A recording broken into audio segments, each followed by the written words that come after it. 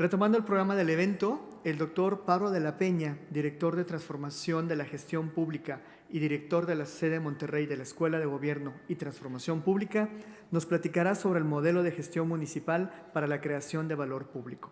En este panel sobre gestión municipal también participará el exalcalde de Zapopan, Jalisco, el doctor Héctor Robles Peiró, quien abordará el tema Emprendimiento Público para la Creación del Valor. Doctor Pablo de la Peña, adelante. Hola, buenas tardes. Me da mucho gusto estar en este panel, principalmente con un buen amigo, con Héctor Robles. Muchas gracias, Héctor, por haber aceptado estar con nosotros. Y principalmente porque creo que podemos hacer una buena comparsa sobre el tema que queremos platicar el día de hoy. Es principalmente sobre cómo crear valor y algunos ejemplos de lo que se ha realizado muy prácticamente en el municipio de Zapopan, y quién mejor que se los pueda contar que precisamente el doctor Robles. Entonces voy a comenzar aquí con el tema sobre creación de valor, pero primero quiero compartir con ustedes algunos números que vale la pena revisar, porque principalmente cuando estamos hablando de un municipio, de una ciudad, como lo comentaba el profesor David Noel al principio de la inauguración de este evento, todo sucede en la ciudad, y sin embargo la ciudad, el municipio es el que está más acotado, más limitado para tomar decisiones. Entonces debemos de realmente hacer una reflexión mucho más profunda de cómo podemos mejorar los recursos que tienen los municipios para poder tomar decisiones mucho más ágiles, más rápidas y para poder construir de una manera integral e inteligente una mejor convivencia en nuestras comunidades. Entonces, si me pueden ayudar a poner la presentación. Está por aquí, así es. Les quiero compartir primero el contexto financiero de los gobiernos locales y luego una reflexión sobre el concepto de creación de valor. Hay algunos puntos aquí de reflexión importantes, no sé si alcancen a ver las cifras, pero la fuente de recursos principalmente, ¿desde dónde vienen los recursos en los municipios? Y si vemos esta tabla, podemos ver que en promedio, aquí es simplemente una muestra de algunas ciudades de Guadalajara, Monterrey, Ecatepec de Morelos, Hermosillo, Querétaro, hasta Tlajomulco, menos del 40%, más menos del 30% de los recursos que tienen los municipios son propios, provienen de impuestos o de derechos y de productos, de servicios. Y todo lo demás son aportaciones federales o estatales. Entonces, menos de un 30% comúnmente son productos propios. Básicamente estamos hablando del predial, servicios, impuestos locales y demás. Y obviamente eso nos deja un reto porque la pregunta es, ¿cuáles son los gastos que tenemos? Aquí podemos ver en esta gráfica de PAI, si sumamos el 16%, el 6%, hasta el 3% más o menos, es lo que tiene el municipio de recursos propios. Lo demás depende de la federación o del estado. Y sin embargo, los gastos, los egresos, casi todo se ve en nómina. Vemos aquí lo verde, las líneas verdes, los principales gastos son servicios personales, el anaranjado materiales y suministros y servicios generales. Y ahí estamos viendo que prácticamente en todos los casos rebasa el 40%. Los recursos propios son menos del 30% y egresos ya comprometidos son más del 40%. Obviamente eso nos lleva a preguntarnos de dónde salen los demás recursos, como ya vimos de las aportaciones. Pero también ha sucedido, vamos a saltar esta, que los municipios obviamente han tomado la opción de deuda. Se ha incrementado la deuda, aunque en términos porcentuales es bajo la deuda de los municipios, el agregado. De cualquier manera sí hay un cambio importante en la curva que vemos ahí a partir de 2009, 2010, donde ha habido un incremento sustantivo en la adquisición de deuda de los municipios. Y la pregunta que debemos de hacernos principalmente es, bueno, ¿y con qué se va a pagar? Si solamente 30% o 25%, en el mejor de los casos, son recursos propios, ¿qué estás comprometiendo para el futuro? Y eso sin considerar la infraestructura que ya está comprometida. Hemos estado platicando con algunos colegas sobre el tema de política urbana y un tema fundamental que a veces no lo consideramos o no lo incorporamos en nuestros presupuestos municipales es la reposición de los activos. Vamos a suponer que tenemos las calles, la infraestructura, todos los servicios que hay que reponer. Una empresa calcula su depreciación para poder reponer sus activos en el futuro. El municipio, ¿qué cálculo hacemos para poder reponer los activos en el futuro? Si hiciéramos ese cálculo, nos daríamos cuenta que no nos va a alcanzar la lana nunca. Simplemente para pavimentar todas las calles del municipio que tenemos, o de la ciudad que tenemos, o reponer el alumbrado, o reponer la infraestructura de drenaje, no nos va a alcanzar. Y no nos ha alcanzado. Entonces es una realidad por la cual tenemos grandes deficiencias en los servicios públicos. Entonces, ¿cómo le hacemos para incrementar la capacidad de obtención de recursos para poder mantener al menos estable los servicios que debemos de ofrecer? Ya no se diga incrementarlos o mejorarlos. Y si a eso le agregamos un tema que van a ver mañana, el problema del crecimiento urbano, pues todavía está peor el asunto, porque estamos acostumbrados a crecer hacia lo ancho y estamos disminuyendo de manera significativa la densidad poblacional, y entonces el problema, el reto para el municipio es cómo le hago para darle servicios al crecimiento que está teniendo la ciudad. Vienen los desarrolladores, no quiero echarle carrilla a los desarrolladores, pero vienen los desarrolladores, hacen una construcción 500, 600, 200 viviendas, padrísimo, muy bonito, y luego llega con la administración, ahora sí, dame los servicios, y pues ¿con qué lana, va? Entonces, ahorita yo doy el permiso en el ayuntamiento, hoy te doy el permiso, lo empiezas a construir, en 3 años terminas la construcción, el desarrollo, y la siguiente administración es la que se avienta el paquete para darle mantenimiento. Entonces, eso es lo que nos ha sucedido comúnmente en nuestras ciudades. Es un círculo vicioso, obviamente. La deuda pública estatal municipal, como les decía, bueno, aquí está ordenada de mayor a menor. Vemos Nuevo León, Veracruz, Chihuahua, México, la Ciudad de México, Coahuila, son los estados con mayor deuda. La línea naranjada representa el 2015 y la barra azul representa el 2005, es decir, en 10 años, cómo ha cambiado sustantivamente la deuda pública estatal. Y bueno, ahí va parte también de la deuda municipal. Y bueno, algunos estados, como ya lo vemos en las noticias, pues cada vez la deuda es mucho más grande. Algunos de los municipios más endeudados, esa es una tabla que presenta INCO en su página, ustedes lo pueden consultar. Los saldos al 31 de marzo del 2015, es un poco más de un año. Ahí aparecen los saldos per cápita en Tijuana, Guadalajara, Monterrey, León. Esos son millones de pesos, perdón, esos millones no es per cápita, es millones de pesos. Y bueno, viene también el saldo de Zapopan, Tonalá, San Nicolás, etcétera. Son los municipios con mayores deudas. Y como les decía, en términos porcentuales es bajo, pero el problema es que se sigue incrementando. Y la pregunta otra vez, ¿y con qué recursos se va a pagar? ¿Sí? Y bueno, finalmente esto me lleva a la pregunta es, ¿cómo lo hacemos para crear valor? Principalmente los gobiernos municipales tienen el mandato de proveer de los servicios básicos fundamentales. Sí, pero creemos que lo importante también es tener en conciencia de cómo creamos valor. No nada más es dar un servicio, sino cómo creamos valor. Otra vez, ese mandato, creo yo, es algo que viene desde hace más de 100 años, es decir, tu chamba es nada más que se mantenga la ciudad. Eso ha cambiado. Actualmente la chamba, creo yo, debe de ser es cómo creamos valor, cómo le damos mayor bienestar a la comunidad que vive en mi ciudad. Ese debe ser el concepto que debemos de tener. Entonces, todo lo que hagamos debemos estar enfocados a cómo creamos valor para la comunidad. Y ese concepto, obviamente, es complejo en el sentido de que las presiones internas y externas cada vez son mayores. Tenemos que cumplir, obviamente, con servicios de calidad, con presupuestos limitados, con un capital humano restringido o limitado, una mala planeación urbana, un crecimiento de la población, recursos escasos en general y una estructura política gubernamental también complicada.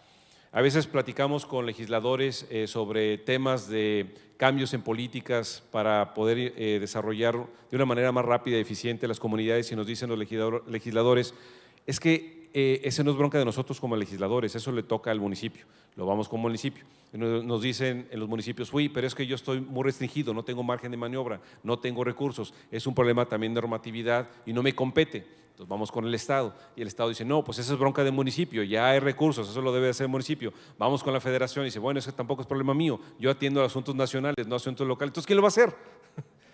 Finalmente, todo esto nos lleva a la pregunta, ¿quién lo va a hacer? Y nomás nos la pasamos echando a la bolita. Y son principalmente restricciones, por supuesto, de normatividad, de políticas, de restricciones, de que no hay recursos o no están asignados de manera eficiente. Y los que han pasado por eso obviamente saben que se pueden hacer las cosas en cada uno de los renglones o de los responsables. Algo se puede hacer en el municipio, definitivamente. Se puede hacer mucho desde la legislación, se puede hacer mucho desde el cabildo, se puede hacer mucho de la federación. Es cuestión de ir alineando definitivamente los enfoques hacia la creación de valor. Por otro lado, las tendencias de la nueva administración municipal nos llevan a pensar en cómo podemos implementar estrategias o principios de la administración en el sector privado, ahora en el sector público. A veces a algunos les saca roncha pensar que debemos de aplicar técnicas o metodologías de indicadores en el sector público que llevan en el sector privado. No tiene por qué. O sea, simplemente toda la ciudadanía de alguna manera queremos tener una administración pública más eficiente. ¿Y eso qué significa? Pues a seguir haciendo lo que tenemos que hacer con menos recursos o con escasos recursos, o aprovechar mejor los recursos para que tengan un mayor valor, para que se maximice el beneficio. Y bueno, esto ha sido realmente consecuencia de estudios y de presiones nacionales e internacionales. Por supuesto, el tema de rendición de cuentas y transparencia, que es un buen paso, todavía no estamos lográndolo, pero creo que es un buen camino para al menos solicitar rendición de cuentas de cómo se están aplicando los recursos, en dónde, que participe la comunidad precisamente en la toma de decisiones. Y una gestión pública moderna precisamente implica el cómo podemos hacer más con menos, mejor, con mayor valor público, cómo podemos involucrar a la comunidad. Ya lo escucharon con Sergio Fajardo, la implementación de ciertos proyectos o programas, gracias a que tienen un sistema de financiamiento, o más bien de recursos privados, o más bien públicos, pero propios del municipio, lo pueden hacer. Entonces, ¿cómo lo hacemos aquí en México para mejorar la capacidad de acción del municipio a través de los recursos públicos? Y finalmente lo que comentaba, bueno, es cómo le hacemos para ser más eficientes, para tener una administración más efectiva y finalmente tener resultados óptimos. Y eso que nos lleve a este concepto de creación de valor. El valor público, de alguna manera, debe estar muy bien claro, lo debemos de tener muy bien claro en nuestros objetivos estratégicos como administración municipal o administración pública, con acciones y resultados esperados. Pero eso no lo vamos a lograr solos. Todas las participaciones que van a haber entre hoy y mañana se van a dar cuenta que es importante la participación de actores relevantes. Necesitamos involucrar actores relevantes precisamente para tener el apoyo y la legitimidad. ¿Con quién lo vamos a hacer? ¿Cómo lo vamos a hacer? ¿Quién nos debe de apoyar? Si queremos crear, el caso por ejemplo de Medellín, un parque biblioteca, bueno, ¿a quién le va a impactar? ¿Quiénes son los actores que van a estar impactados negativa o positivamente? ¿Cómo hablamos con ellos? ¿Cómo lo resolvemos? ¿Cómo hacemos para que esto que estamos haciendo le caiga realmente a la comunidad y lo haga propio? Y no simplemente lo deje, bueno, pues esa es una bronca del gobierno y que ellos lo mantengan. No, ¿cómo lo hacemos como comunidad para que suceda? Y obviamente hay que considerar o tomar en cuenta qué capacidades tenemos, operativas, recursos humanos, recursos. Entonces, el triángulo lo que nos dice es, para crear valor público y tener una clara misión de lo que queremos hacer, necesitamos crear legitimidad y tener el apoyo de los grupos relacionados o los actores principales. Y por supuesto necesitamos contemplar o considerar los recursos propios que tenemos, o si no tenemos suficientes, cómo podemos hacer de más recursos. Yo quisiera dejarles como mensaje algo que les comentaba también el profesor David Noel al principio. En la administración municipal, 3 años es relativamente poco tiempo, muy poco tiempo. Ya hay una nueva ley, vamos a tener la posibilidad de reelegir a nuestros gobernantes por otros 3 periodos. Falta que se ajusten algunas cosas en algunos estados, pero básicamente va a suceder. Pero la pregunta es, yo les haría una pregunta, y no necesariamente que me lo contesten ahorita, pero ¿cuáles son las 3 cosas de que se acuerdan de los gobiernos federales de hace, no sé, 20 años? Las 3 cosas que se acuerdan de la administración de Miguel de la Madrid, o las 3 cosas que se acuerdan de la administración de Salinas de Gortari, o las 3 cosas que se acuerdan de la administración de Fox. Y van a ver que no son 3, 4, algunas malas, algunas buenas. Entonces, finalmente eso nos va a pasar también. Entonces, en 10, 15 años, ¿cuáles son las 3 cosas por las cuales ustedes quieren que se acuerden? Que se acuerden de ustedes. ¿Cuáles son?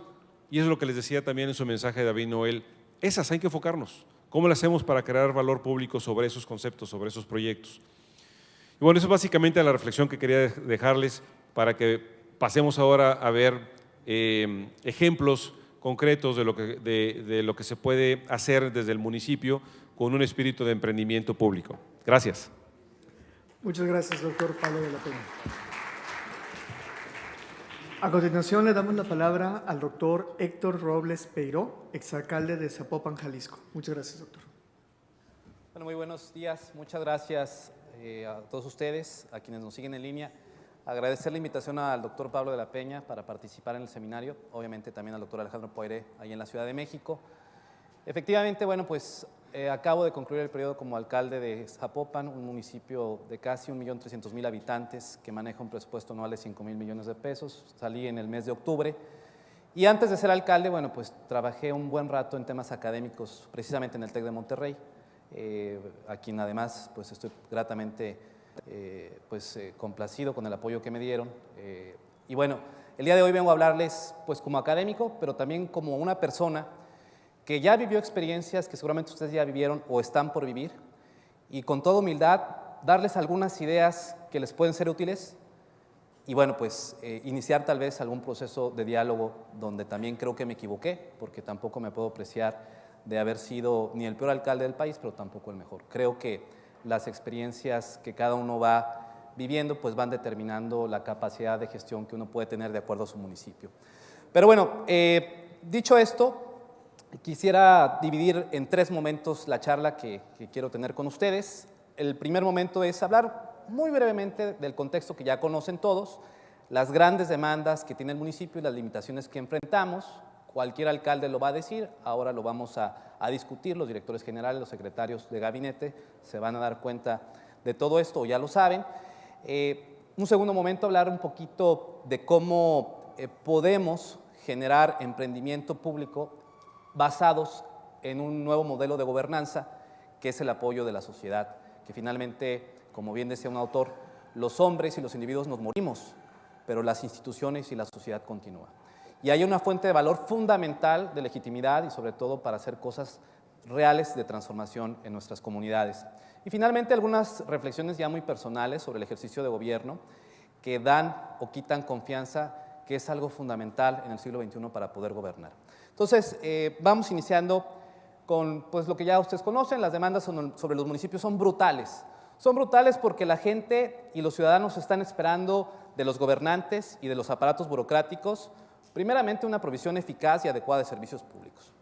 Entonces, en tiempo de lluvias, las calles están llenas de baches, de pronto la basura ya no pasó, de pronto ahora tenemos que las luminarias se echaron a perder. Es decir, hay una exigencia permanente porque haya una eficiencia precisa y adecuada para que tengamos calidad de vida.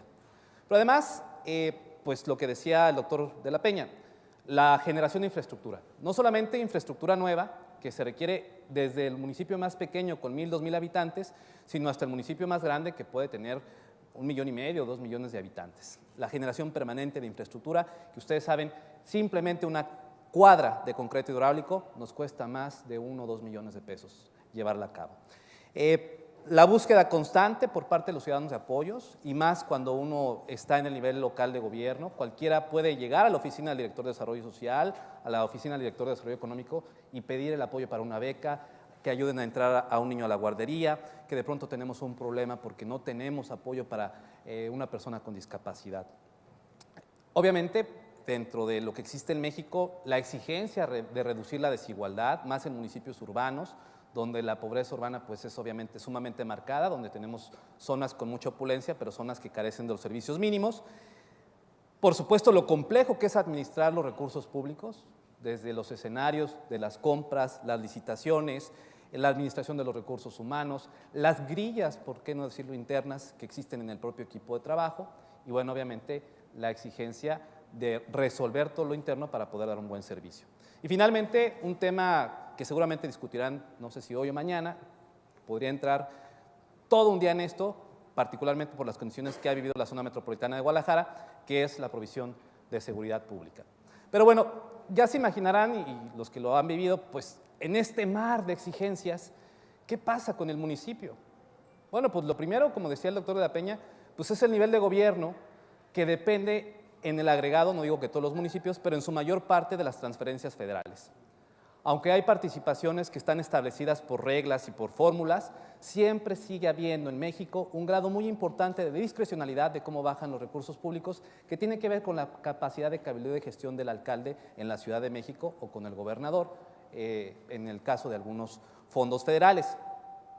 Además de la dependencia de las transferencias de la Ciudad de México, pues los que son directores de área o directores generales o secretarios se van a dar cuenta que van a llegar o que ya están ahí y que hay pocos insumos de trabajo, que el personal a lo mejor operativo es insuficiente, que a lo mejor la propia dinámica sindical de la burocracia municipal impide trabajar como uno quisiera, pero luego además nos damos cuenta que 3 años son insuficientes porque estamos entrando y entonces el primer año ya nos acomodamos, el segundo los programas van en marcha y el tercero ya son las elecciones. Ya se fueron algunos funcionarios, ya llegaron otros nuevos, ya ganamos o perdimos las elecciones y entonces el periodo de acción es sumamente limitado. Hay realidades que también rebasan las facultades de las jurisdicciones municipales, en el caso, por ejemplo, y lo debo decir abiertamente, de la zona metropolitana de Guadalajara, bueno, la presencia del crimen organizado, algunas situaciones económicas que pasan en el país que nos afectan directamente a los municipios y un sinfín de cosas que también tienen una incidencia. Y finalmente, pues el gran quid del asunto. Bueno, pues a mí denme dinero y yo hago lo que ustedes quieran. El problema es que no hay dinero en las arcas municipales para hacer frente, como uno quisiera, para todas estas demandas y exigencias para el municipio. Entonces, literalmente pareciera ser que cuando uno llega a una alcaldía o llega a dirigir un área dentro del nivel municipal, pues la gran pregunta es, ¿cómo consigo recursos? ¿Cómo le hago para que el alcalde voltee a ver a la dependencia y me ayude a implementar este programa? ¿Cómo le hago para que el gobernador me apoye y me ayude a desarrollar infraestructura? ¿Cómo le hago para que la Ciudad de México, en el presupuesto de egresos, pueda yo obtener estos recursos? Y en realidad, ante esta pregunta de que hay muchas necesidades y poco dinero, bueno, pues las soluciones tradicionales son muy conocidas, ustedes las conocen. Lo primero, bueno, pues evidentemente, y además es ampliamente sugerido, es reducir el gasto corriente, ¿no? Eso ya todo el mundo lo sabe, disminuye la burocracia, no gastes superfluamente, busca de alguna manera eficientar los gastos que estás llevando a cabo en celulares, en gasolinas, ese tipo de cosas para que tengas más dinero. 2, haz una reingeniería administrativa, es decir, fusiona áreas, que los procesos no sean tan costosos, moderniza tecnológicamente, es decir, hay una manera también por ahí de sacar recursos. Una contundente, cuestionada por algunos, aplaudida por otros, es concesionar los servicios públicos. Bueno, pues concesiona el arreglo de los parques y los jardines. No, concesiona la basura, no, concesiona el servicio de alumbrado. Incrementar valores y tablas catastrales, que políticamente, bueno, pues obviamente no es un tema rentable, pero sin embargo hay municipios que en lugar de endeudarse o prefieren buscar a través del principal la fuente de ingresos local, que es el impuesto predial, hacerse llegar de recursos. Acelerar la aprobación de licencias o pago de derechos que en ocasiones tienen los municipios, particularmente donde se construye infraestructura, bueno, destraba el fraccionamiento fulano para que entonces de la licencia entren los 20 millones de pesos y tengamos margen de acción. La que ya les comentaba, una gestión intensa en la Ciudad de México con el cabildeo. Y bueno, finalmente, lo que ya también les mostraba Pablo, que empieza a ser cada vez más regulado en nuestro país, el endeudamiento público, que siempre también será altamente cuestionado, pero que ha sido una solución tradicional a los cuales los municipios hemos buscado ante estas necesidades. Bueno, estas soluciones tradicionales tienen poco que ver con algo que se ha estado desarrollando a nivel internacional y también en nuestro país, que tiene que ver con emprendurismo público. Y el emprendurismo público significa transformar la realidad, no esperar que las cosas pasen, no amarrarte a los esquemas tradicionales de juego, sino tú ser partícipe de la transformación con los recursos que tú mismo generes y con las puertas que tú vayas abriendo. Y una de las grandes puertas que existen en este país, que está siendo explorada cada vez más, es el apalancamiento y la participación del sector no gubernamental en los asuntos públicos. Y no estoy hablando de concesiones, no estoy hablando de contratos privados, no estoy hablando de ese tipo de cosas. Estoy hablando de convenios de colaboración que no necesariamente tienen un costo económico para el municipio, pero que sin embargo dan muchísima fuerza y muchísima legitimidad al ejercicio público. Por ejemplo, las empresas hablan de responsabilidad social y están en la búsqueda de participar en la transformación de su entorno inmediato o de realidades que ellos perciben. Hay subsidios que pueden dar los gobiernos locales a ciertas instituciones, organismos ciudadanos, organismos de la sociedad civil que generan economías de escala. Ahorita les voy a poner algunos ejemplos. Es decir, que a lo mejor gastaste 1 millón de pesos o 5 millones de pesos, sí, pero el impacto que tuvo sobre la sociedad fue de más de 30,000, 40,000, 100,000 beneficiarios. Apoyo a instituciones educativas. Hay una gran cantidad de centros de enseñanza, de universidades, de espacios de capacitación que están ahí también listos para apoyar. Un trabajo conjunto con, insisto, con organismos de la sociedad civil. La participación de distintos gremios en la elaboración y desarrollo de política pública. Y obviamente, lo que ustedes también ya seguramente conocen y se ha trabajado mucho, el fortalecimiento de las asociaciones vecinales.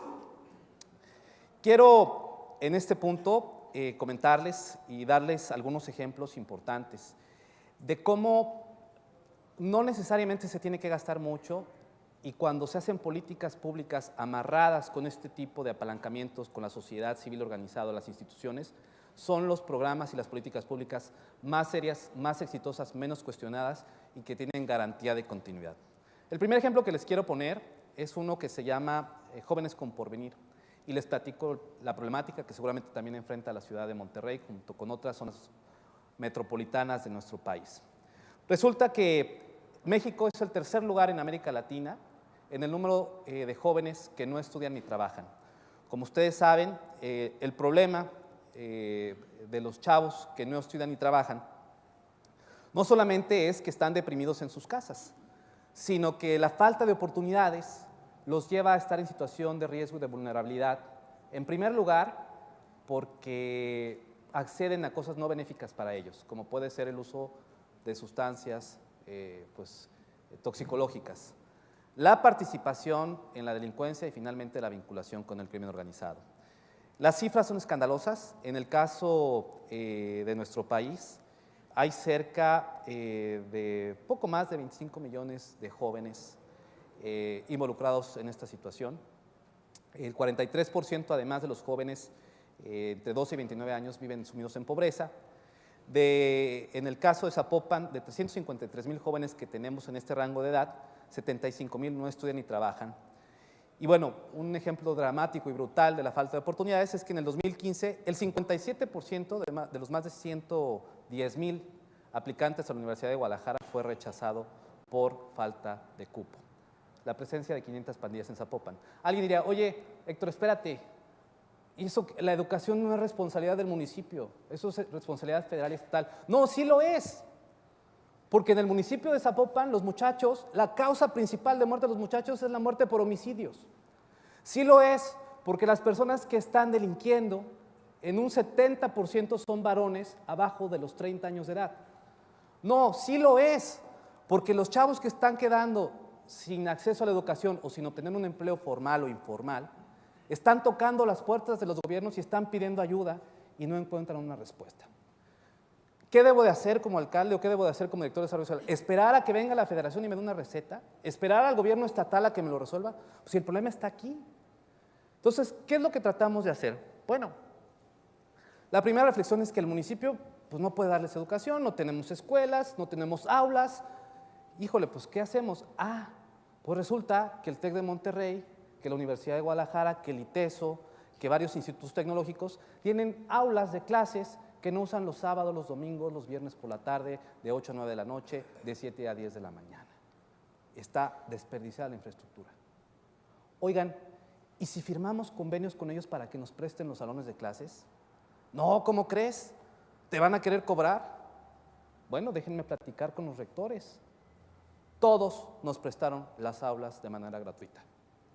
Oigan, ¿ustedes creen que en las universidades, los centros educativos, habrá algún maestro que si le pagamos alguna cantidad adicional por 1 o 2 horas extras de educación, estaría dispuesto a quedarse con muchachos que puedan tomar algunos cursos aquí a los sábados o los domingos? Déjenme preguntar, decían los rectores o los directores. Todos los maestros.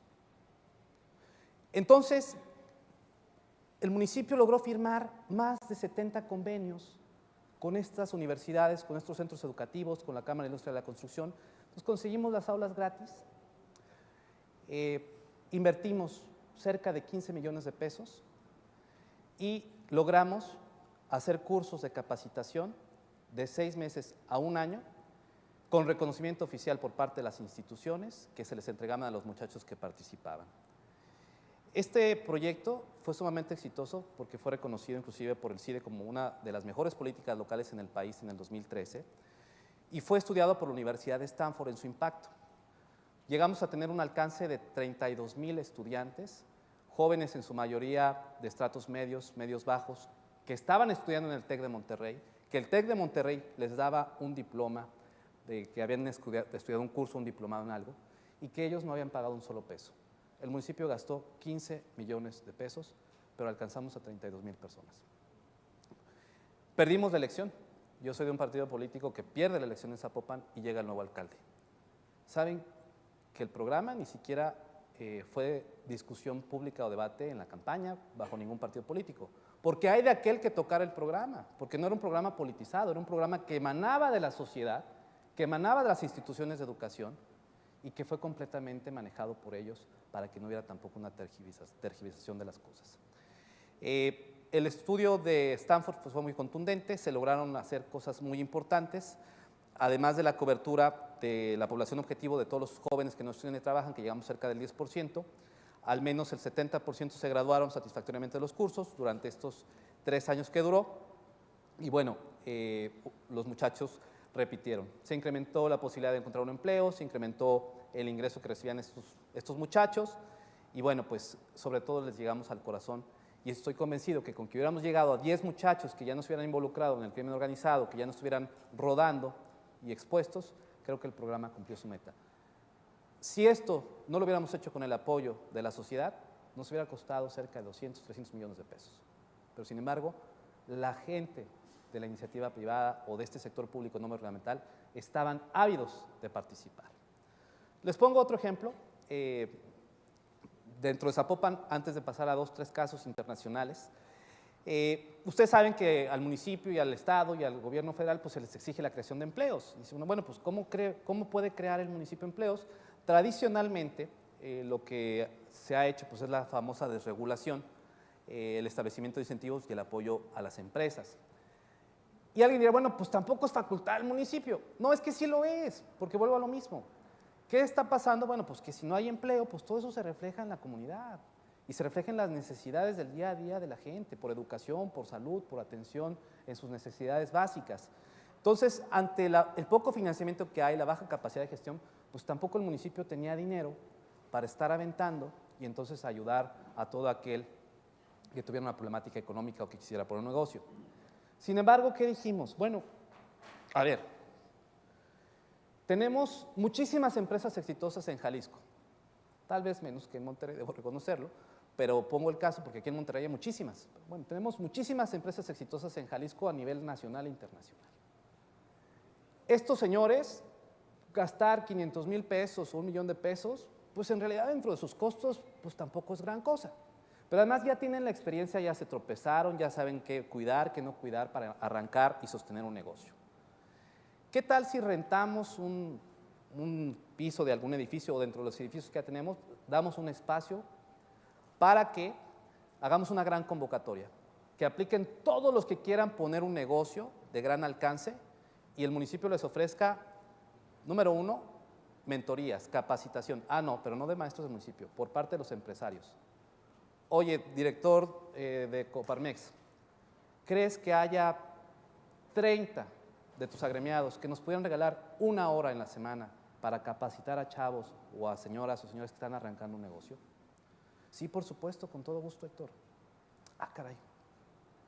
Oye, Canaco, oye, Concamín, ¿nos podrían apoyar prestándonos un día a la semana uno de los salones para que aquí los muchachos discutan algunos de los proyectos, para que hagamos una feria, que expongan sus productos? Sí, claro que sí. Oye, no me cobres porque no tengo mucha lana. No te preocupes, Héctor. Si es para la gente que está en esta situación, cuenta con ella. Y entonces logramos obtener mentorías gratuitas por más de 150 actores, empresarios prestigiados de Jalisco. El municipio lo único que hizo fue darles un espacio público para meter a todos los proyectos. Los apoyamos, sí, con algo de financiamiento para arrancar, pero destinamos cuando mucho 30 millones de pesos.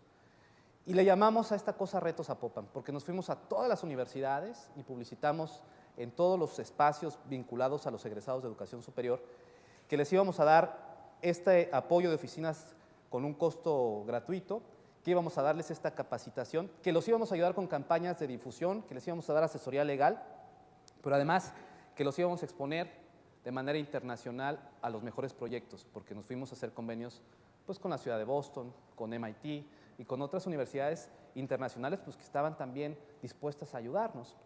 Y entonces Reto Zapopan se consolidó como uno de los grandes programas de emprendimiento a nivel nacional. Y no, bueno, no dicho por nosotros, sino por muchas instituciones nacionales e internacionales. Pero lo interesante del asunto es que no solamente recibimos proyectos de Zapopan, llegamos a recibir cerca de 2.600 proyectos de todo el mundo. ¿Cuál fue el costo para el municipio? 30 millones de pesos. Pero las empresas que se llegaron a crear a través de Reto Zapopan, pues han dado muchísimos empleos.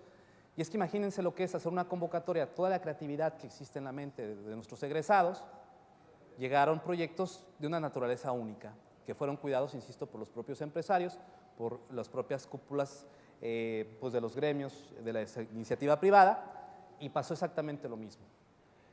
Más allá de los vaivenes políticos, el programa sigue, el programa continúa, porque no lo abrazó una ideología política, porque era una necesidad donde se creó valor, como dice el doctor de la Peña, de la mano con el sector no gubernamental, por llamarlo así. Ejemplos de estos pues hay muchas asociaciones que quieren recuperar espacios verdes, se pueden crear bosques urbanos de la mano con estos luchadores por temas ecológicos, no se diga pues todo lo que hacen las asociaciones vecinales en el ámbito de recuperación de espacios públicos. Pero bueno, simplemente lo dejo como reflexión, hay toda una beta por explorar, no digo que todo se pueda hacer a través de esto, pero sin embargo se pueden lograr grandes cosas pues generando estos nuevos esquemas de valor público, como bien decía el doctor de la Peña. En síntesis, antes de pasar ya a las reflexiones personales, con este tipo de esquemas, con la participación de las instituciones, se obtiene legitimidad, se obtiene seriedad, se obtiene continuidad y sobre todo se obtiene neutralidad. Son políticas públicas que están diseñadas para continuar al margen de los vaivenes políticos. Uno se sorprendería de la avidez que tiene la ciudadanía, los empresarios, las iglesias, las instituciones de educación superior, por hacer algo que modifique y mejore nuestro país. Creo que más que nunca hay un reclamo social por participar y hacer transformaciones. Y hay que aprovechar ese momento desde el ámbito público. Finalmente, bueno, como les comentaba, existen economías de escala que a lo mejor gastaste 1 millón, 2 millones, 10 millones, pero como se va replicando, los costos de entrada pues son esos, pero después ya siguen y ya no te cuesta hacerlo. Hay que aprovecharlos y finalmente, pues como les decía, emprender en lo público es abrir puertas, es abrir canales y la máxima es, para mí y para muchos autores, el emprendimiento público tiene que ver con generar la confianza que te permita convocar esfuerzos para trabajar hacia un objetivo juntos. Y eso es el valor más importante que debe tener un gobernante, sobre todo cuando va entrando. Yo a toro pasado, ya en reflexiones personales, cuando uno sale el ejercicio de gobierno desgasta, pero la confianza que uno trae cuando uno entra, cuando uno gana una elección, cuando uno no se ha equivocado, es fundamental y es uno de los grandes valores que tienen los funcionarios públicos que van arrancando un gobierno. Y es el momento de conjuntar esfuerzos para hacer este tipo de transformaciones. Bueno, entonces en materia de confianza nada más algunas reflexiones personales ya para dejar aquí mi charla. En la actualidad las cosas que dan no quitan confianza. Número 1, el manejo de la información, la transparencia y la comunicación social. Aquel servidor público o aquel político que no entienda que el día de hoy cualquier acto, cualquier palabra, cualquier actividad privada o pública por parte de nosotros está siendo vista, observada, vigilada, revisada o expuesta, está completamente perdido. ¿Por qué? Porque con la velocidad con la que viaja la información, ahora más que nunca tenemos que ser muy cuidadosos en qué hacemos, cómo lo hacemos y ser lo más abiertos y transparentes. Mis problemas de legitimidad y los problemas donde más se me cuestionó fue cuando la ciudadanía percibía que había cosas oscuras o que no eran transparentes o cuando yo decía alguna tontería que se replicaba en Facebook, en Twitter o en redes y se venía la ola de críticas. O cuando algún colaborador subía la foto de una de sus hijas haciendo una tontería.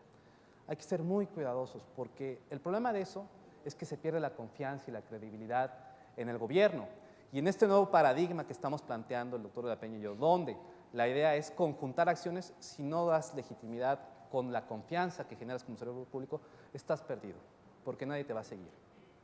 2, siempre regresar a la base social. Los directores de área, los directores generales, el alcalde, los regidores, va a llegar un momento donde, y le pasa yo creo que a todos, a los gobernadores, a los presidentes de la República, te rodea una burbuja que son tus colaboradores cercanos que te dicen, no te preocupes, todo está bien, oye, si eres un fregón, bravo, alcalde, muy bien. Sí, maestro, nada más que la realidad afuera es completamente diferente. La única manera de contrastar que las cosas van bien es salirte a la calle, regresar a la base social. Porque regresando a la base social uno se da cuenta de lo que está pasando. Porque lo contrario, uno se encierra en su oficina y piensa que todo está bien, sí, pero cuando ya realmente uno abre los ojos es demasiado tarde y se dice, ching, ¿por qué me equivoqué? ¿Por qué no me dijeron esto? 3, cambios en el equipo de trabajo cuando no ven bien las cosas son cruciales. Y lo vemos en todos los niveles de gobierno de este país. Si el alcalde, si el director de área, si el director general, si el gobernador, si el presidente, si el secretario, van las cosas mal y no quitas al funcionario que se esté equivocando, entonces la responsabilidad la asumes tú, ¿eh?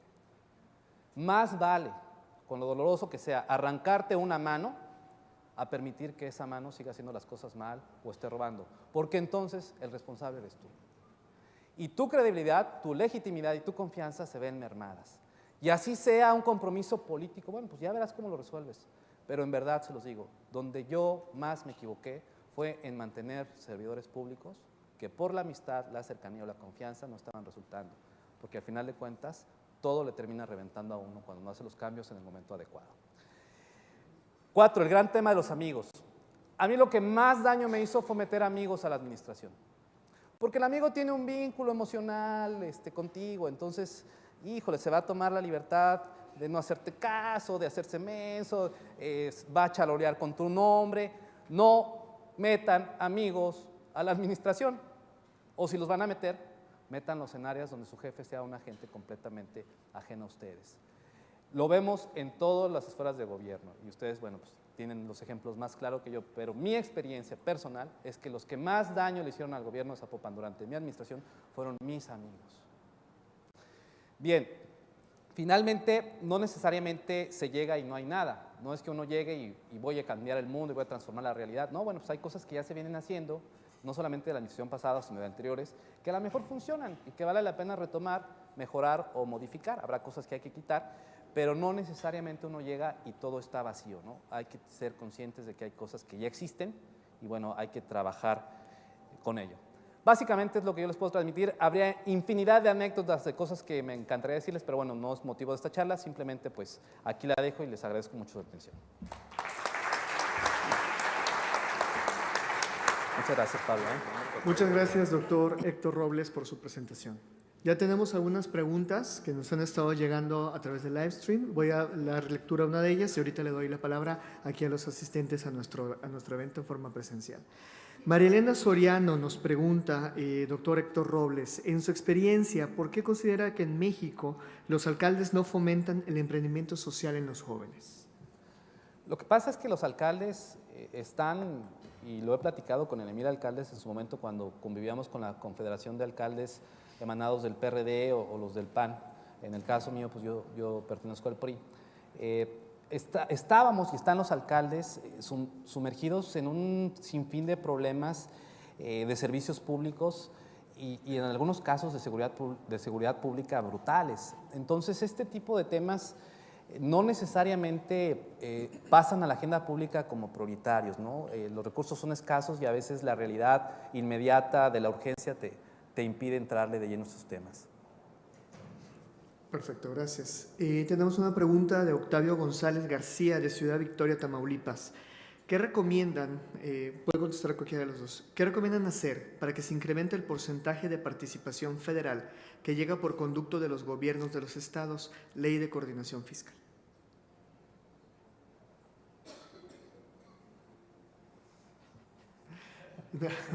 Una pregunta muy interesante.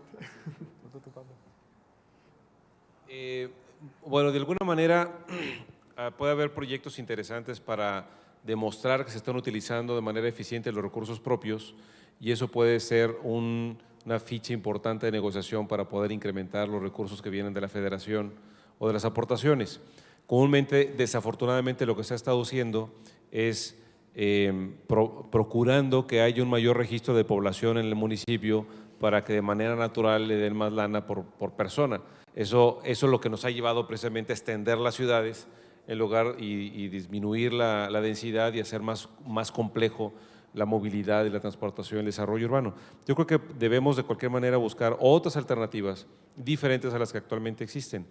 Espero no cometer ninguna complicación, pero ¿por qué no pensamos, por ejemplo, en algo diferente a lo que hemos estado haciendo desde hace muchos años? El IVA, el impuesto a valor agregado, el impuesto al consumo.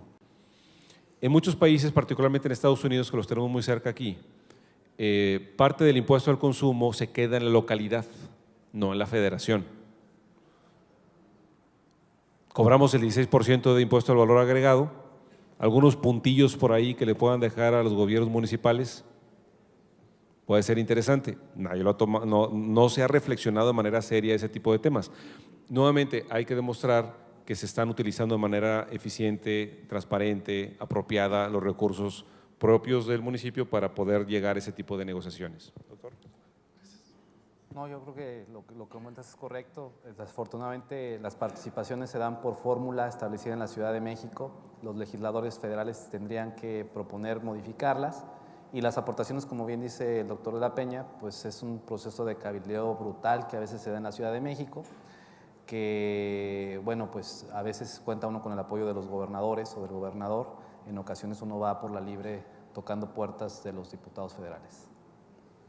Gracias. Aquí, para nuestros asistentes, ¿tienen alguna pregunta? Aquí adelante, por favor. Gracias. Buenas tardes. Esta pregunta es para el exalcalde. ¿Qué opina de los empleos informales? Que sin duda la falta de educación y la falta de oportunidades laborales guían tanto a jóvenes como a ciudadanos a entrar en este tipo de empleos. Usted como alcalde, ¿cómo lo veía? ¿Cómo manejaba la mercancía? ¿Cómo manejaba las multas? Todo eso. Sí, bueno, es un tema muy profundo y muy complejo. La manera más inmediata, como yo lo veo aterrizado en el municipio de Zapopan, es que la falta de empleo lleva a muchos ciudadanos a involucrarse en la venta de artículos y de productos en los tianguis. Cada día llegaban en 1000 peticiones de ciudadanos por poner tianguis nuevos, con el malestar de las colonias donde se querían poner y obviamente con las necesidades que se tienen que atender cuando se pone un tianguis, ¿no? Cuidar que no se venda piratería, darles pues a veces los apoyos en baños y con el malestar también del sector privado organizado, los comercios, ¿no? ¿Cómo lo veo? Bueno, lo veo que ha sido el gran escape ante la falta de empleo formal, que cerrar esa válvula sin dar alternativas se me haría muy riesgoso. Creo que hay formas de buscar que dentro de lo informal se puedan ir regularizando. El titular del SAT, Aristóteles Núñez, lanzó ya en algunos municipios a nivel nacional alguna campaña para buscar irlos involucrando poco a poco. Desconozco los alcances, si ha sido exitoso o no, pero lo que es una realidad es que no les conviene estar en la informalidad porque no tienen prestaciones sociales. Entonces, claro que muchos preferían tener acceso, aunque el IMSS esté cuestionado en algunos de sus alcances, al IMSS, a seguir en esos espacios. El problema es que no tienen alternativas y creo que sí es responsabilidad de las autoridades a todos los niveles regularizarlos, involucrarlos en estos sistemas de seguridad social y en su momento, ¿por qué no?, generar programas que les permitan convertirse a la formalidad. Muy bien, muchas gracias. ¿Alguien más tiene preguntas aquí presencialmente? Perdón, gracias. Hola, buenas tardes. Mi pregunta es para el exalcalde Héctor Robles. Me llamó mucho la atención el tema del gabinete y de formar los equipos. Si tuvieras la oportunidad de regresar en el tiempo, ¿en qué momento hubieras hecho los cambios? ¿Cómo los hubieras hecho? Esa es mi pregunta. Sí. ¿Y cómo evitas tener que llegar a hacer esos cambios? ¿Cómo fortaleces el equipo y fortaleces las capacidades de los funcionarios. Mi siguiente pregunta es, bueno, uno en campaña no se da cuenta bien de cómo está la situación hasta que uno llega al ayuntamiento o a la institución y realmente destapas la olla y ves cómo está todo. Demandas laborales ya en calidad de laudos, de pagos, problemas con los sindicatos. ¿Qué hacer en ese caso cuando te encuentras con un municipio que a todas luces es inoperante? No tienes recursos, no tienes maquinaria, no tienes vehículos, no tienes cómo operarlo, ¿no? Entonces, ¿qué recomiendas tú? Porque es una realidad que se vive en todo el país y muchas veces en los lugares más alejados, ¿no? En la periferia. ¿Cuál sería tu recomendación para esos alcaldes? Sí, híjoles, son dos preguntas súper padres y muy complejas. Mira, la primera es, ¿cómo te das cuenta o en qué momento deberías de hacer los cambios? Lo empiezas a sentir. En mi caso, en mis mea culpas, yo nombré de director de seguridad pública a un doctor vinculado a temas de seguridad, pero no a un perfil ciudadano. Un hombre muy transparente, muy limpio, muy inteligente, pero no conocía de operatividad, pero era el mejor tipo intencionado. ¿Qué termina sucediendo? A los 2 meses me doy cuenta que los comandantes pues, no lo respetaban, no le hacían caso, que las estrategias de seguridad estaban muy mal y que la incidencia delictiva empieza a crecer. Ahí yo debía haber hecho un cambio y aguanté el cambio 7 meses. Al 7º mes, ¿qué termina sucediendo? Como les comenté, estallan las cosas en la cara. Uno de los temas más espantosos que me tocó vivir en la administración es que un día van 2 policías en esta anarquía que había, de falta de un mando fuerte, paran a 2 muchachos de 14, 15 años que estaban aventando huevos, se baja uno rompiendo todos los protocolos de actuación de la policía, se baja con una pistola en la mano, le revisa las piernas, le revisa la espalda y a la hora que lo está revisando en la espalda se le va un tiro y le da un tiro en la cabeza y lo mata. Ustedes saben la exigencia social que se genera de eso y con toda la razón.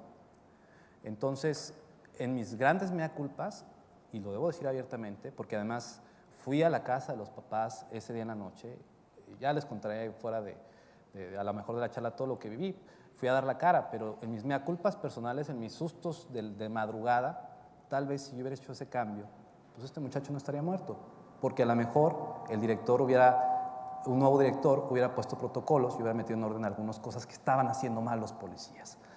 Eso, digamos, es un caso muy grave y muy delicado, ¿no? Donde uno en su moral y su ética y sus demonios dice, chin, creo que me equivoqué, ¿no? Y bueno, obviamente una incidencia delictiva que fue al alza y que cuando hice el cambio y que ya metí un perfil más operativo, más fuerte, bajó radicalmente. Pero eso, digamos, es lo más dramático. Pero había casos, debo decirlo, ya todo pasado, ya salí.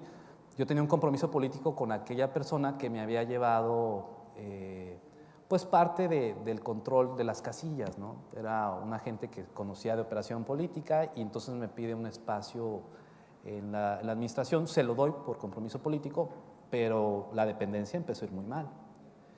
Entonces, después de cierto tiempo, pues imagínate, en lugar de que los camellones del municipio estuvieran en buenas condiciones, estaban hechos patas para arriba porque pues no había un trabajo serio, había un trabajo clientelar con otro tipo de intereses y me tardé también un buen rato en moverlo, ¿no? Entonces, en las evaluaciones que se hacen mías, el primer año me va muy bien, pero el segundo año, cuando empieza a darse esto, servicios públicos, se va a pique. Te das cuenta, es que el director general, el alcalde, el director, tú te das cuenta cuando alguien no está haciendo bien su chamba. Y a veces te la piensas porque es amigo de, o porque hay un compromiso político, porque trae información. No importa, porque a quien afectas es a la ciudadanía. Y el problema es que a la larga la responsabilidad sigue siendo tuya, aunque esté en manos de otra persona, ¿no? Y ya regresando a la segunda pregunta, que es sumamente interesante. Mira, nosotros tuvimos experiencias, y eso te lo digo más a título personal que académico, donde literalmente había sindicatos con los que no podíamos trabajar, que inclusive nos cerraban dependencias de gobierno, el DIF, por ejemplo. Si yo no concibo cómo un sindicato se atreve a cerrarme guarderías o se atreve a cerrarme espacios donde atendemos personas con discapacidad, porque la titular quería que le diéramos 10 plazas para su familia. Es decir, no lo concebía. Entonces, ¿qué dices? Bueno, ¿qué hago? ¿Le aviento a la policía? ¿Negocio con ella y cedo? Entonces, cuando encuentras este tipo de cosas, o cosas como tú comentas, demandas laborales, cosas enquistadas, primero pues hay que denunciar, ¿no? Lo que creo yo que es lo que te da legitimidad y fuerza. Pero dos, si no se puede de manera inmediata resolver el problema, hay que encontrar alternativas de solución, no contando con actores que no te van a ayudar, porque lo que quieren es que te tropieces. Entonces hay que, dentro del equipo de trabajo que traes, dentro de los aliados que puedas generar, dentro de la estructura, que también hay muy buenos servidores públicos, puedes encontrar aliados que te ayuden a salir de este tipo de situaciones, ¿no? Yo creo que, y eso es algo que efectivamente no se dice en campaña, todos llegamos y encontramos un municipio que no esperábamos, ¿eh? Algunos con la ventaja de que el anterior fue de oposición, como es mi caso, pues ahora el actual alcalde dice, no, es que Robles, maldita administración. Yo no lo hacía porque el que salió pues era de mi partido, ¿no? Entonces, pues yo no tenía eso. Eso me recuerda, este es un chiste que no un chiste, una anécdota que conté una vez en Colombia ante alcaldes electos, hoy se las quiero transmitir, a lo mejor lo conocen, de aquella anécdota donde va a salir un alcalde y entonces le da 3 sobres al alcalde entrante, a lo mejor lo han escuchado, y le dice, ¿qué es esto? El que va entrando, son tus 3 sobres para cuando tengas momentos de crisis, úsalos, pero úsalos sabiamente. Pues los guarda, se le viene el primer momento de crisis al primer año, y entonces dice, ¿qué hago? Pues abre el primer sobre. Y entonces el primer sobre dice, échame la culpa de todo lo que está pasando. No, es que el alcalde anterior, es que le aguantó 1 año. Le viene el segundo momento de crisis y entonces va y abre el segundo sobre. Y entonces dice, despide al funcionario público del área que te esté dando problema. Entonces va y corre. Y ya finalmente el tercer año le viene el momento de crisis otra vez, vuelve al tercer sobre y el tercer sobre dice, escribe tus 3 sobres porque ya te vas. Ya esté bolita, ¿no? Pero es lo que tú comentas, ¿no? Es decir, hay que encontrar soluciones novedosas porque no hay una receta única. Gracias. Pregunta aquí presencialmente, por favor.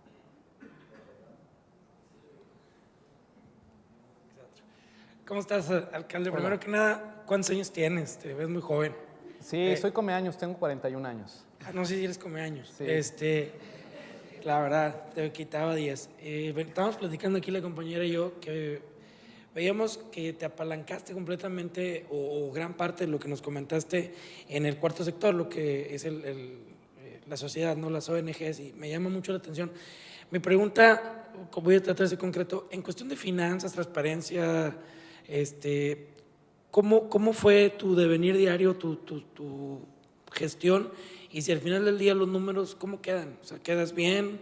Yo soy un ferviente, o sea, yo creo, si algún día yo tuviera la oportunidad de ser alcalde, creo que iría hacia donde tú fuiste, buscar el apalancamiento y el apoyarte en universidades, en ONGs, y pienso igual, tal vez que tú, que el hecho de invitar a la ciudadanía o a los líderes que están ahí afuera con ganas de trabajar, te puede dar mucho más cosas y más barato. Pero tú, que veo que lo hiciste, que eres ya de un partido institucional, mencionas que incluso se perdió la siguiente contienda, trabajaste con la sociedad, la percepción, dijiste, pues siempre hay una percepción, hablabas del Facebook. En números, ¿cómo quedaste? Sí. ¿Quedamos bien? ¿Quedamos Sí. más o menos? Sí, es una muy buena pregunta. Yo creo que es de las experiencias más intensas que he tenido en la vida y además es muy bonita. Yo diría que hubieron 3 momentos. Un bono muy fuerte de entrada, donde se logran hacer todas estas alianzas, que era buena la aprobación, teníamos aprobación de arriba del 65%, buenas calificaciones. Luego entra un segundo periodo donde la gente empieza pues, a exigir más, no puedes resolver muchos problemas, tú mismo te equivocas, como les comenté en su momento, les diré donde creo que me equivoqué. Y bueno, baja un poquito, pero aún así la calificación era aprobatoria. Estábamos en 60 de aprobación más o menos, y bueno, luego viene el momento donde se pierde la elección. Cuando se pierde la elección se viene una debacle, y eso creo que es una experiencia también que creo que vale la pena que se las platique así muy brevemente a todos los que son funcionarios públicos. Siempre hay que actuar apegado a la legalidad. ¿Por qué? Porque uno piensa que, bueno, a lo mejor me voy a saltar, no sé, este procedimiento. Sí, maestro, nada más que cuando llega la revisión de las cuentas públicas, aunque no hayas obrado de manera dolosa, si no está como estaba la ley, te metes en un problema. Y no solamente tú, es decir, si tus funcionarios públicos, seas director general, tus directores de área no hicieron bien las cosas, si no manejaron bien los padrones, si no licitaron de la manera adecuada, pues te metes en una bronca. Entonces, ¿por qué digo que se vino una debacle? Se vino una debacle porque al perder una elección, pues el alcalde pierde fuerza, vas de salida, todos tus acreedores, que además el municipio pues, le debe dinero a la gente conforme vas trabajando, se te dejan venir y entonces ahí sí la aprobación ya bajó, ¿no? La aprobación llegó ya al 55%. Yo por eso insisto, yo no creo haber sido el mejor alcalde de México, tampoco creo haber sido el peor, pero creo que sí hubo experiencias que les puedo transmitir que a lo mejor les van a generar ideas que les pueden ser útiles. Yo insisto, de mis más graves errores, y hoy creo que ya lo he dicho por segunda vez en algún foro, no regresar con la gente el último año, es decir, yo ya no salía de mi oficina de las broncas que traía. Y eso te hace que pierdas contacto con la realidad. Y dos, no tuve una buena comunicación social, porque la gente está cansada de los gobernantes, está cansada de los políticos. Y si tú no eres hábil en ser muy transparente, en abrir las cosas, en decir lo que estás haciendo y en reconocer dónde te equivocas, pues la gente está molesta. Y por supuesto que la molestia se va contra el presidente municipal, aunque a lo mejor tú no eres responsable inmediato, ¿no?, de lo que está pasando. Entonces, por eso yo les insistía mucho, una buena comunicación social, una buena transparencia y mucha claridad en lo que se está haciendo.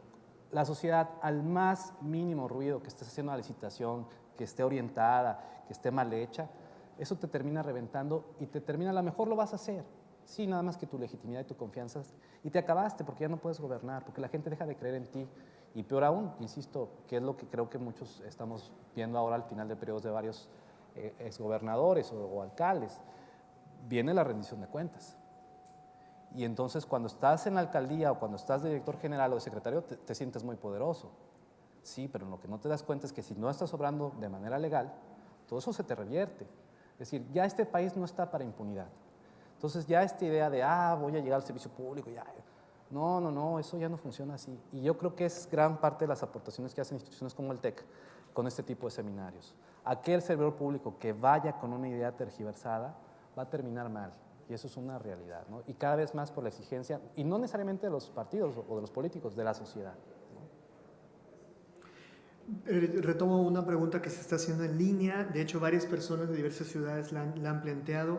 En tu experiencia como alcalde, ¿cuál consideras que fue la razón o la circunstancia por la que el partido perdió la elección en el municipio en las recientes elecciones? Híjole, ese es un tema que todavía a la fecha sigo pensando, pero son muchas cosas, ¿no? Primero asumo mi responsabilidad. Yo creo que pude haber hecho cosas mucho mejor y si hubiera sido mucho más exitoso en la gestión, creo que hubiera abonado al triunfo del partido, de mi partido. Dos, las candidaturas que teníamos. Tres, el entorno estatal. Cuatro, el entorno nacional. Es decir, yo creo que es una suma de factores. Pero tampoco lo veo como algo catastrófico, es decir, yo también lo veo como algo bueno, porque finalmente lo que le ha traído a este país la democracia, y acuérdense, hace 20, 30 años no teníamos esto, es que se oxigenen los asuntos públicos. Y qué bueno que llegó un nuevo alcalde, porque a lo mejor yo ya estaba muy desgastado, muy cansado, y mi equipo de trabajo a lo mejor se iba a perpetuar en el municipio, ¿no? Ya veníamos de una misma línea política, pues ya teníamos casi 6 años. Yo le reconozco al alcalde actual, que es de otro partido político, que retoma los programas que él considera emblemáticos. Sí me da mis llegues durísimos en la prensa a veces, pero retoma estos programas. Y mi reflexión con ustedes el día de hoy es eso. Es decir, estos programas se retoman porque no tenían un tinte político, porque realmente tenían alcance, pero sobre todo, insisto, porque estaban apalancados en mecanismos de legitimidad y credibilidad. Muchas gracias. En cuanto a trabajo, por ejemplo, con el tema de la oposición, en cuanto a los regidores, el tema con las organizaciones de la sociedad civil, con el tema del propio equipo de trabajo, ¿cuáles consideras tú que son las características de un buen gestor público que beneficia de manera equitativa? Necesitas conciliar intereses. La política pública, como ya lo ha discutido también el doctor de la Peña, es conciliar intereses. Y en la conciliación de esos intereses está el que haya un buen liderazgo, pero siempre que se pone por delante la causa social o la causa de la ciudadanía, siempre se suman los intereses, ¿eh? Cuando se pone por delante el beneficio personal o privado de alguien, ahí es donde las cosas salen mal, porque ya no sumas los intereses y ya la gente no está dispuesta a, y luego hay malos entendidos. Pero cuando tú pones el bienestar de la gente por encima de las cosas, yo creo que es donde... Entonces creo que debería ser una de las cosas que todos los que vamos al servicio público, pues por lo menos reflexionáramos antes de entrar. Yo lo digo porque también me equivoqué. Muchas veces privilegié intereses a lo mejor que no tenían los alcances públicos que a lo mejor tenían más beneficios privados en materia, por ejemplo, de fraccionamientos, de desarrollos inmobiliarios, que estaban en normatividad, sí, pero que a lo mejor la ciudadanía no veía bien, y claro que a la larga pues la gente tiene la última palabra, ¿no? Perfecto, muchas gracias. Con esto, para respetar los tiempos, agradezco al doctor Héctor Robles y al doctor Pablo de la Peña su participación en este panel. Muchas gracias.